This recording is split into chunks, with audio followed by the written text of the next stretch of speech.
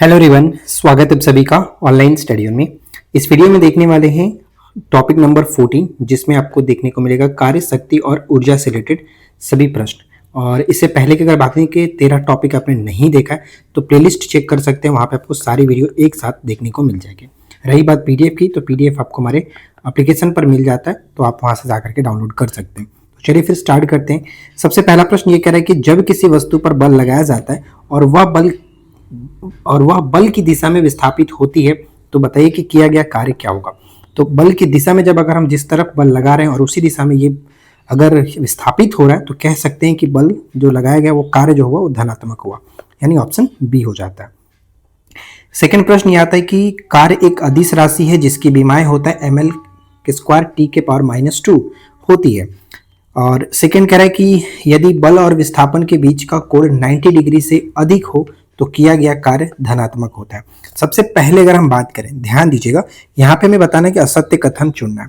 तो पहला पॉइंट कि कार्य एक अदिश राशि है, तो यहाँ पे मैं आपको बता दूं कि ये पॉइंट बिल्कुल सही है। किया गया कार्य एक अदिश राशि है और इसकी विमाएं जो होता है वो ml स्क्वायर t के पावर -2 होता है, इसमें कोई दिक्कत नहीं। सेकेंड पॉइंट ये है कि यदि बल और विस्थापन के बीच का कोण 90 डिग्री से अधिक हो तो किया गया कार्य जो कि धनात्मक हो। यहाँ पर ये पॉइंट गलत होगा, क्योंकि अगर 90 डिग्री से अधिक, जैसे कि वर्ग बराबर होता है क्या है fs cos थीटा, और अगर थीटा की वैल्यू को हम 90 डिग्री से ज़्यादा करते हैं तो ध्यान रखिएगा 90 डिग्री से अगर हम ज़्यादा रखेंगे, थीटा की वैल्यू 90 डिग्री से ज़्यादा अगर हो जाता है तो कार्य ऋणात्मक में चला जाएगा, क्योंकि 90 डिग्री के अगर ऊपर जाएंगे तो वो माइनस में चला जाएगा और कार्य फिर ऋणात्मक हो जाएगा। तो ये धनात्मक कहना गलत होगा, इसलिए हम यहाँ पर इसे गलत करेंगे। घर्षण बल द्वारा किया गया कार्य हमेशा ऋणात्मक होता है, क्योंकि यह विस्थापन के विपरीत कार्य करता है। तो यहाँ पर ये कोई दिक्कत नहीं, ये बिल्कुल करेक्ट है। अगर घर्षण के विरुद्ध अगर कार्य करते हैं तो वो ऋणात्मक ही होगा। तो कह सकते हैं यहाँ पर गलत है, ऑप्शन बी असत्य कथन बताना है, तो बी मतलब बी पॉइंट गलत है, इसलिए केवल और केवल 2 को टिक करेंगे। ठीक है, चलिए अगला पॉइंट आता है, बल और विस्थापन के बीच का कोण कितना होने पर किया गया कार्य शून्य हो जाएगा। अगर उनके बीच का कोण अगर 90 डिग्री हो, क्योंकि cos 90 डिग्री की जो वैल्यू होता है वो 0 के बराबर होता है, और fs cos थीटा अगर हम 90 डिग्री रखते हैं तो ये पूरा वैल्यू जो कि 0 हो जाएगा और वर्ग हमारा 0 निकल के आएगा, इसलिए ऑप्शन सी यहाँ पर हो जाता है। शक्ति कार्य करने की दर है और यह एक अदिश राशि है, एक सदिश राशि है। तो यहाँ पर कह सकते हैं कि पॉइंट ध्यान दीजिएगा, क्या कह रहा था कि शक्ति कार्य करने की दर है शक्ति, और यह एक सदिश राशि है। तो हमें बताना क्या, हमें असत्य कथन चुनना है। तो पहला पॉइंट यहाँ पर गलत होगा, क्योंकि शक्ति जो है कार्य करने की दर है और यह एक सदिश राशि है, ये पॉइंट हमारा असत्य होगा। ये ध्यान रखिएगा, ये असत्य होगा। क्यों असत्य है? तो कार्य करने की दर P बराबर W/T ये तो होता है, लेकिन यह एक अदिश राशि है, ना कि सदिश राशि। तो पहला पॉइंट तो गलत है। अब यहाँ पर एक चीज ध्यान रखिएगा कि W और T की बात कर रहे हैं हम लोग, कार्य और समय दोनों अदिश राशियां हैं, इसलिए यहाँ पर इन दोनों का प्रोडक्ट भी एक तरह से अदिश राशि ही है। ठीक है, तो ये पॉइंट ध्यान रखेंगे। अच्छा, सेकेंड कह रहा है कि औसत जो शक्ति कुल कार्य और कुल समय का अनुपात होता है। यहाँ पर हम कह सकते हैं ये तो करेक्ट है, और एक HP जो होता है, हॉर्स पावर जो होता है, वो 746 वाट के बराबर होता है। तो 2 और 3 तो सही है, असत्य में केवल और 1 गलत है, इसलिए 1 करेक्ट होगा। किसी वस्तु की गतिज ऊर्जा किस पर निर्भर करती है? तो किसी भी वस्तु की जो काइनेटिक एनर्जी है वो किस पर निर्भर करता है? काइनेटिक एनर्जी बराबर K बराबर क्या होता है, 1/2 mv²। यहाँ पे मास और वेलोसिटी पर डिपेंड करता है। ठीक है, मास और वेलोसिटी पर, तो कह सकते हैं द्रव्यमान और वेग दोनों पर, यानी ऑप्शन सी होगा, ये याद रखेंगे। अच्छा, आगे बढ़ने से पहले मैं आपको बता दूं कि जितने लोगों को चाहिए कि ये PDF मिल जाए जिसमें एक्सप्लेनेशन भी हो, आंसर भी हो, मतलब अच्छे तरीके से आपको A4 पेज पर मिल जाता है, ताकि आप प्रिंट आउट करा करके बाद में रिवीजन कर सकते हो। इसके लिए आपको हमारे एप्लीकेशन पर जाना है, जहाँ पर एक स्पेशल जो कि PDF के लिए ही ये आपका पेड कोर्स में देखने को मिलेगा बैच, जहाँ पर 101 रुपये में फिलहाल आपको ये पूरा PDF मिल रहा है। और कुछ लोगों का डिमांड ये आ रहा था कि इस PDF वाले में जो कि वीडियो भी प्रोवाइड कराइए, तो उनकी बात भी सही है कि अगर रिवीजन करना है तो बार बार यूट्यूब पर आपको देखने में क्या होता है कि एड्स देखने को मिलते हैं, और इस एड की वजह से थोड़ा सा प्रॉब्लम होता है, कॉन्सेंट्रेशन बिगड़ जाता है। तो अगर आप चाहते हो कि ये वीडियो भी यहाँ पर देखने को मिले, वो मिल जाएगा, लेकिन इसका प्राइस बढ़ने वाला है। तो जैसे ही मैं वीडियो अपलोड करूंगा उसका प्राइस बढ़ जाएगा। तो 149 से पहले आप 101 में लेना चाहो तो ले सकते हो, बाद में आपको बेनिफिट होगा, क्योंकि आज रात के बाद ये हम 149 करेंगे, क्योंकि जैसे ही वीडियो अपलोड हो जाएगा फिर आपको प्रॉब्लम होगा। तो आप ज़्यादा से ज़्यादा कोशिश करिए कि जितना जल्दी हो सके आप जा करके बाई कर लो, ठीक है। चलिए आगे बढ़ते हैं। नेक्स्ट सवाल क्या आता है, ध्यान दीजिए कि पृथ्वी की सतह से ऊंचाई बढ़ने पर गुरुत्वीय स्थितिज ऊर्जा बढ़ती है। अब यहाँ पे थोड़ा सा पॉइंट आपको ध्यान से देखना होगा, क्या कह रहा है कि सबसे पहले समझिए कि असत्य कथन चुनना है, ठीक है। असत्य कथन, पहला पॉइंट ये कह रहा है कि पृथ्वी की सतह से ऊंचाई बढ़ने पर गुरुत्वीय स्थितिज ऊर्जा बढ़ती है। क्या ये सही है? तो हम यहाँ पर कहेंगे कि बिल्कुल सही है, कोई दिक्कत नहीं है।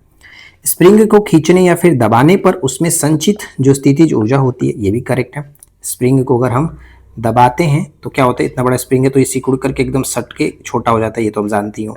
चाहे फिर अगर हम कोई धनुष की बात करें तो ये उसमें भी कमान में क्या होता है कि तनी हुई धनुष में ये हमारा स्थितिज ऊर्जा ही होता है। तो इस तरह के बहुत सारे एग्जाम्पल आपने देखा होगा, तो यहाँ पर सेकेंड पॉइंट भी सही है। थर्ड वाला पे बात करते हैं। थर्ड क्या कह रहा है कि स्थितिज ऊर्जा ऋणात्मक नहीं हो सकती है, ये पॉइंट गलत है। ध्यान दीजिए, स्थितिज ऊर्जा का मान धनात्मक भी हो सकता है, शून्य भी हो सकता है या फिर ऋणात्मक भी हो सकता है। इस बात पर निर्भर करता है कि हमने जो रेफरेंस पॉइंट में क्या रखा है, या शून्य स्तर पर माना है, ये क्या माना है, ये ऊपर उसके ऊपर डिपेंड करता है। तो इसलिए यहाँ पर कह सकते हैं केवल 3 गलत है, ऑप्शन सी को टिक करेंगे। नेक्स्ट आता है कि ऊर्जा संरक्षण के नियम के अनुसार बताइए क्या होता है। तो हम हमेशा से पढ़ते आ रहे हैं कि ऊर्जा ना तो पैदा की जा सकती है ना ही नष्ट की जा सकती है, बस एक रूप से दूसरे रूप में बदला जाता है, ऑप्शन सी होगा। जब हम एक धनुष के तीर को छोड़ते हैं तो धनुष की संचित स्थितिज ऊर्जा किस में बदल जाती है? जब इसे हम लोग धनुष को तान के रखते हैं तो उसमें स्थितिज ऊर्जा रहती है, और जैसे ही छोड़ते हैं स्थितिज ऊर्जा तुरंत कन्वर्ट हो जाती है गतिज ऊर्जा में, राइट, ऑप्शन सी। कार्य द्वारा प्राप्त ऊर्जा क्या कहलाती है? कार्य द्वारा प्राप्त ऊर्जा को हम लोग एक नाम देते हैं यांत्रिक ऊर्जा, मैकेनिकल एनर्जी, ऑप्शन सी। किसी मशीन की दक्षता हमेशा 100% से कम होती है। पहला पॉइंट ये कह रहा है, ध्यान दीजिएगा, किसी मशीन की दक्षता इफिशियंसी हमेशा 100% से कम होती है। हमें बताना है असत्य कथन। तो ये पहला पॉइंट में कोई दिक्कत नहीं, ये बिल्कुल सही है। हमेशा 100% नहीं होता, मतलब उससे कम होता है। किलोवाट घंटा जो होता है शक्ति का मात्रक है, ये चीज गलत है। किलोवाट घंटा विद्युत ऊर्जा का मात्रक है, ये पॉइंट ध्यान रखिएगा, कई बार पेपर में पूछा था ना, ऊर्जा का मात्रक है, राइट। ऊर्जा संरक्षण के नियम के अनुसार ऊर्जा को न तो बनाया जा सकता है न ही नष्ट किया जा सकता है। फर्स्ट और थर्ड दोनों सही है, गलत केवल बी था, यहाँ पे बी को टिक करेंगे। विद्युत ऊर्जा का वह मात्रक क्या है जिसे सामान्य भाषा में 1 यूनिट कहते हैं? तो सामान्य भाषा में 1 यूनिट कहते हैं हम लोग किलोवाट घंटा को, जहां पर घर में बिजली मापी जाती है, ऑप्शन डी। चलती हुई कार्य में कौन सी ऊर्जा होती है? तो ध्यान देना है कि चलती हुई कार्य में एक ऊर्जा होता है जिसे हम लोग कहते हैं गतिज ऊर्जा, ठीक है, गतिज ऊर्जा। यदि किसी वस्तु का वेग दुगना कर दिया जाए तो उसकी गतिज ऊर्जा क्या होगा? अगर किसी वस्तु का वेग, जैसे कि काइनेटिक एनर्जी जो है क्या होता है 1/2 mv²।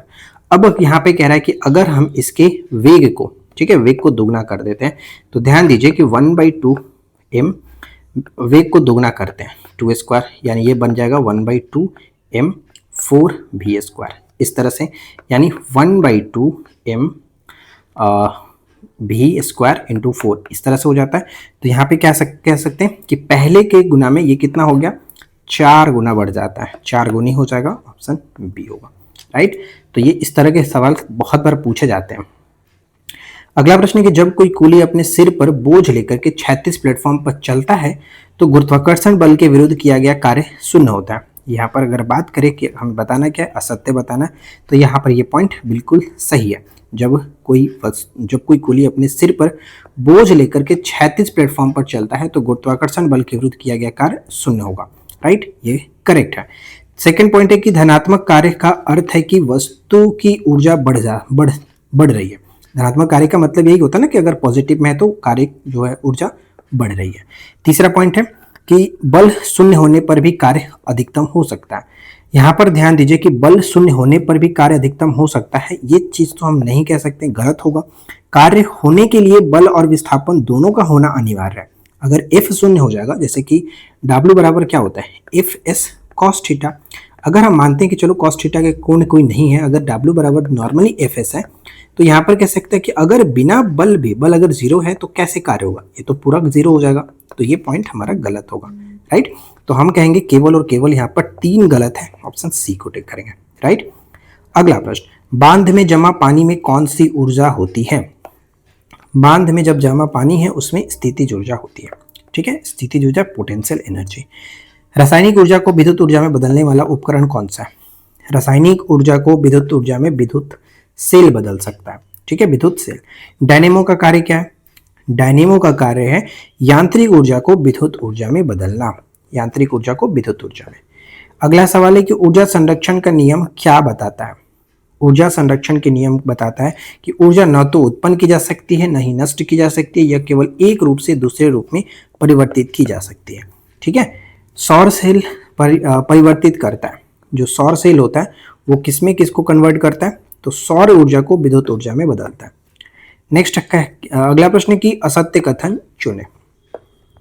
असत्य कथन में कि कार्य का मान शून्य हो सकता है, तो बिल्कुल सही है कि कार्य का मान शून्य हो सकता है, क्योंकि हमने देखा कि अगर जैसे कि अगर एफ बिना बल का भी होगा, या फिर अगर जैसे कि अगर थीटा की वैल्यू अगर 90 डिग्री हो तो वहाँ पर भी हो सकता है, तो कहीं ना कहीं कह सकते हैं कि ये हमारा 0 हो सकता है, ये तो सही है। गतिज ऊर्जा हमेशा धनात्मक होती है, यहाँ पर ध्यान रखिएगा कि ये भी बिल्कुल करेक्ट है, गतिज ऊर्जा हमेशा धनात्मक होती है। कार्य एक सदिश राशि है, जी नहीं, कार्य एक अदिश राशि है, ये चीज़ गलत हो गया। और ऊर्जा की इकाई जूल है, ये तो करेक्ट है, तो सी को टिक करेंगे जो कि गलत है। यदि दो पिंडों की गतिज ऊर्जा एक समान हो तो अधिक द्रव्यमान वाले और कम वेग वाले संवेग का पिंड का संवेग कैसा होगा? तो अधिक ही होगा, यानी ऑप्शन बी होगा, अधिक, ठीक है, अधिक होगा, ध्यान रखिएगा। चलिए इसके बाद देखते हैं नेक्स्ट क्या है कि अच्छा, आगे बढ़ने से पहले एक थोड़ा सा यहाँ पे कॉन्सेप्ट मैं आपको समझाता हूँ कि अधिक द्रव्यमान वाले पिंड का संवेग तो अधिक होगा ही, और उस तरह से कम द्रव्यमान पिंड वाले का कम होगा। अच्छा, एक और एग्जांपल से समझ सकते हैं कि ध्यान रखिए कि यदि भारी ट्रक और एक हल्की कार की गतिज ऊर्जा समान है तो ट्रक का द्रव्यमान बहुत अधिक होने के कारण उसे रोकने के लिए भी हमें संवेग अधिक लगाना पड़ेगा, मोमेंटम की आवश्यकता अधिक पड़ेगी, राइट। गतिज ऊर्जा का सूत्र क्या होता है? 1/2 mv²। नेक्स्ट आता है कि ऊंचाई पर उड़ते हुए हवाई जहाज में कौन सी ऊर्जा होती है? उड़ते हुए हवाई जहाज में कौन सी ऊर्जा होती है? तो गतिज और स्थितिज दोनों ऊर्जा यहाँ पर शामिल होती है, राइट, ध्यान रखिएगा, दोनों ऊर्जा शामिल होती है। क्योंकि हवाई जहाज पृथ्वी की सतह से एक निश्चित ऊंचाई पर उड़ रहा है, इसलिए उसमें गुरुत्वीय स्थितिज ऊर्जा होती है, U बराबर mgh, यहाँ पर ध्यान रखिएगा, ठीक है। और गति में है तो गतिज ऊर्जा डेफिनेटली होगा ही होगा। उसी तरह से जिसमें दोनों ऊर्जाएं होती हैं उसका एग्जाम्पल के रूप में आप देख सकते हो कि पहाड़ से लुढ़कता हुआ पत्थर, चलती हुई ट्रेन के ऊपर बैठा व्यक्ति, छत से गिरती हुई गेंद, इन सभी में भी दोनों एनर्जी होती हैं। अगला सवाल, लाउड स्पीकर किस ऊर्जा को किसमें बदलता है? लाउड स्पीकर का कार्य होता है कि विद्युत ऊर्जा को ध्वनि ऊर्जा में बदलना, विद्युत ऊर्जा को ध्वनि ऊर्जा में बदलना। जब बल और विस्थापन के बीच का कोण 90 डिग्री हो जाए तो कार्य क्या होगा? एकदम शून्य हो जाएगा, क्योंकि cos 90 डिग्री का वैल्यू जो कि 0 होता है। नेक्स्ट क्या है? अगला सवाल देखिए, नेक्स्ट है कि एक कूली x केजी का भार लेकर के मीलों दूर चलता है, किए गए कार्य का मान शून्य क्यों होगा? तो मीलों चलता है, इसका मतलब ये है कि शून्य होने का मतलब है कि क्योंकि बल और विस्थापन के बीच का कोण 90 डिग्री है, ठीक है, तो ऑप्शन यहाँ पर सी हो जाता है। शून्य होने का मतलब क्या है कि उसके बीच का कोण 90 डिग्री होगा, तब जाकर के कार्य शून्य हो गया। यांत्रिक ऊर्जा किसका योग माना जाता है? यांत्रिक ऊर्जा जो है वो गतिज ऊर्जा और स्थितिज ऊर्जा दोनों को मिला देते हैं तो वो एक तरह से मैकेनिकल एनर्जी बन जाता है। प्रकाश विद्युत सेल किसको किसमें बदलता है? तो ध्यान रखेंगे, प्रकाश विद्युत सेल प्रकाश को विद्युत में। इसके बाद अगला सवाल देखिए, कह रहा है कि असत्य कथन का चुनाव करें।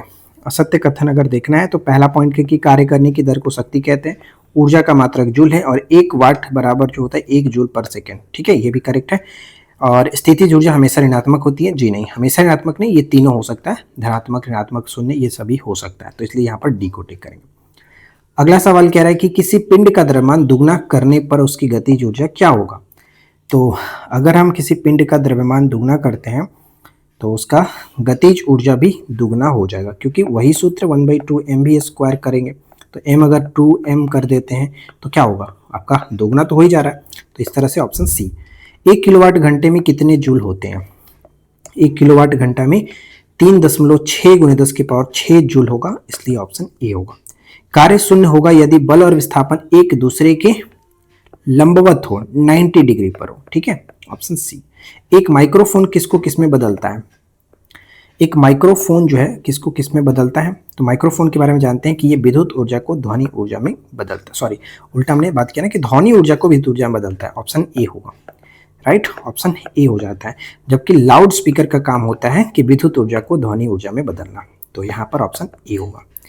अगला सवाल है कि सूर्य की ऊर्जा का मुख्य स्रोत नाभिकीय संलयन है। ये तो बिल्कुल करेक्ट है।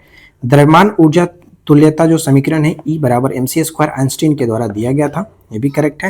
रासायनिक ऊर्जा का विद्युत ऊर्जा में परिवर्तन प्रकाश विद्युत सेल में होता है। यहाँ पे कह सकते हैं कि हमें असत्य बताना है, तो ये पॉइंट गलत है। क्यों गलत है? तो यहाँ पे मैं आपको बताता हूँ कि प्रकाश विद्युत सेल के द्वारा क्या होता है कि प्रकाश ऊर्जा को विद्युत ऊर्जा में बदलता है, ना कि यहाँ पर रासायनिक का विद्युत ऊर्जा में। तो ये पॉइंट यहाँ पर गलत हो जाता है। तो कहेंगे केवल और केवल 3 गलत था। चंद्रमा पर गुरुत्वीय स्थितिज ऊर्जा पृथ्वी की तुलना में क्या होता है? कम होता है। आपको पता होगा कि 1/6 होता है वहां पर, राइट है। चंद्रमा का गुरुत्वीय त्वरण का मान पृथ्वी के गुरुत्वीय त्वरण का लगभग 1/6 है। बल्ब के जलने पर विद्युत ऊर्जा किस में बदलती है? तो विद्युत ऊर्जा जो है प्रकाश और ऊष्मा दोनों में बदलता है। ठीक है, प्रकाश और ऊष्मा दोनों में बदलता है, इसलिए ऑप्शन सी होगा। कई बार यहाँ पर इस प्रश्न में गलती कर देते हैं लोग, जैसे कि पहले ऊपर में प्रकाश लिखा रहेगा और नीचे ऑप्शन में ऊष्मा लिखा रहेगा, तो लोग प्रकाश समझ लेंगे कि बल्ब जलाने पर क्या हुआ, विद्युत ऊर्जा प्रकाश में बदल गया, बस ऑप्शन ए को टिक कर देंगे। लेकिन ऑप्शन सी पे भी ध्यान रखिएगा कि वहां पर ए और बी दोनों दिया होगा, तो वहां पे जल्दबाजी नहीं करना है, कभी कभी ध्यान रखना होता है। असत्य कथन का चुनाव करें। ऊर्जा एक अदिश राशि है, बिल्कुल सही। स्थितिज ऊर्जा स्थिति पर निर्भर करता है, ठीक है, ये भी करेक्ट है। बिना विस्थापन के भी कार्य हो सकता है, जी नहीं। जैसे बिना बल के कार्य नहीं हो सकता, उस तरह से विस्थापन के बिना कार्य नहीं हो सकता। यहाँ पर ऑप्शन हम सी को टिक करेंगे, राइट, सी करेक्ट है। अगला प्रश्न आता है कि पहला पॉइंट है कि वाट सेकेंड कार्य का एक मात्रक है, तो यहाँ पर हम कहेंगे कि ये बिल्कुल सही है, कोई दिक्कत नहीं, कार्य का एक मात्रक है। शक्ति समय पर निर्भर नहीं करती है, तो कैसे नहीं निर्भर नहीं करती है? क्या जानते हैं हम लोग, जो पावर होता है P बराबर W/T, तो ये तो उसके फार्मूले में ही समय पर निर्भर हो रहा है, तो ये तरह से कह सकते हैं। ये पॉइंट तो गलत हो गया, ठीक है, गलत है। 1 मेगावाट 10⁶ वाट के बराबर होता है, तो करेक्ट है। गलत क्या होगा? केवल 2, बी को टिक करेंगे, ठीक है, ध्यान रखिएगा। मोमबत्ती का जलना बताइए कि किस प्रकार का किस में बदलता है? मोमबत्ती का जलना रासायनिक ऊर्जा का प्रकाश एवं ऊष्मा में बदलना होता है। ऊर्ध्वाधर ऊपर फेंकी गई गेंद अधिकतम ऊंचाई पर क्या होगी? अधिकतम ऊंचाई पर जब पहुंचेगी, एक पीक बिंदु पर पहुंचेगी, तो वहां पर इसका जो सारा एनर्जी होगा वो स्थितिज ऊर्जा में बदलता है, अधिकतम स्थितिज ऊर्जा में बदल जाएगा। ये ऑप्शन बी। देखिए नेक्स्ट प्रश्न ये कह रहा है कि यदि किसी वस्तु की चाल दुगनी कर दी जाए तो उसकी गतिज ऊर्जा 200% बढ़ जाती है। पहला पॉइंट ये गलत होगा, क्योंकि यहाँ पर प्रतिशत की बात कर रहा है, ना कि कितना गुना बढ़ता है। तो हमने ऑलरेडी ऊपर में देखा था, अगर गुना की बात करता है तो फिर चाल दुगनी करते हैं तो वो 4 गुना हो जाता है वैसे, लेकिन यहाँ पर हमें प्रतिशत पूछा तो घटाना पड़ता है, तो घटेगा तो वो डेफिनेटली 3% पे 300% हो जाएगा। तो पहला पॉइंट हमारा गलत हो गया, ठीक है। सेकेंड है कि गतिज ऊर्जा इतना जो होता है वो P संवेग, यानी गतिज ऊर्जा और संवेग के बीच के संबंध को K बराबर P²/2m के रूप में दिखाते हैं, ये करेक्ट है। तीसरा पॉइंट है कि हल्के और भारी पिंड का संवेग समान होने पर हल्के पिंड की गतिज ऊर्जा अधिक होगी, तो ये तीसरा पॉइंट भी बिल्कुल सही है। तो हमें बताना है गलत क्या है, असत्य केवल और केवल एक असत्य था, ऑप्शन ए को टिक करेंगे। और अगला प्रश्न ये कह रहा है कि डायनेमो किस ऊर्जा को किस ऊर्जा में रूपांतरित करता है? तो हमने ऊपर में देखा था ना कि डायनेमो जो है किस में किसको बदलता है? यांत्रिक ऊर्जा को विद्युत ऊर्जा में, यांत्रिक ऊर्जा को विद्युत ऊर्जा में, ऑप्शन बी। कुल मिलाकर सारे प्रश्न यहाँ तक कंप्लीट होते हैं। कार्य ऊर्जा शक्ति से जितने भी प्रश्न इंपॉर्टेंट वाले थे वो हमने कवर करा दिए, इससे सारी चीजें आपको कवर हो जाएगी, ध्यान में रखिएगा। अच्छा, चलते चलते क्यूज का एक प्रश्न है कि यदि संवेग को दुगना कर दिया जाए तो बताइए कि गतिज ऊर्जा पर क्या प्रभाव पड़ेगा। अभी जस्ट आपको गतिज ऊर्जा और संवेग के बीच के संबंध के बारे में मैंने आपको बताया, तो उस फॉर्मूले के अकॉर्डिंग लगा करके बताइएगा कि सही आंसर क्या निकलता है, ठीक है। तो बस आज की इस वीडियो में इतना ही फ्रेंड्स, मिलते हैं नेक्स्ट वीडियो में नए टॉपिक के साथ। Thanks for watching, keep learning, have a good day. और जैसा कि पीडीएफ के मैंने बताया, पीडीएफ आपको एप्लीकेशन पर मिल जाएगा। अगर आप आज ज्वाइन कर लेते हैं तो 101 में हो जाएगा, नहीं तो फिर जैसे हम उसमें वीडियो अपलोड कर देंगे वो फिर आपका कोर्स बढ़ करके 149 के पार चला जाएगा। तो फिर आप मत कहना कि कोर्स की प्राइस बढ़ गई। और अगर आपको पूरा स्टडी मटेरियल्स चाहिए, जहाँ पर आपको नोट्स भी मिले, सभी सब्जेक्ट का नोट्स बिहार एसआई का, साथ में ये पीडीएफ भी मिले और वीडियो भी डाला हुआ मिले। तो उसके लिए आप बिहार एसआई का सिलेक्शन बैच ले सकते हो। सिलेक्शन बैच में सारा कुछ एक जगह एक साथ मिल जाता है। तो बस इस वीडियो में इतना ही, मिलते हैं नेक्स्ट वीडियो में। Thanks for watching.